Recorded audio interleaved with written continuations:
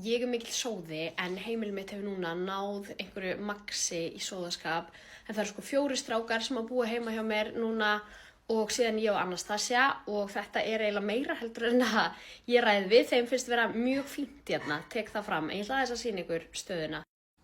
Stofan, skítugar tuskur, ég mjög heppin að ég losnaði við hérna dínu sem var hérna gólfinu, skítugt handklæði, föt á öllum stólum, föt á eldhúsborðinu, reyndar þessi æðslu blóm sem ég fékk frá vinkonu minni.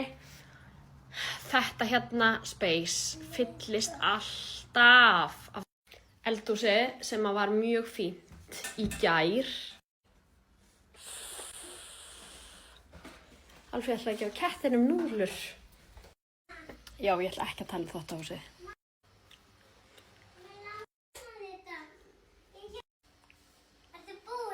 Hvað finnst ykkur ég ætti að gera? Ætti ég að halda áfram að lifa í svona miklu drasli? Ætti ég að taka þetta á kassan og taka til og þrífa sjálf?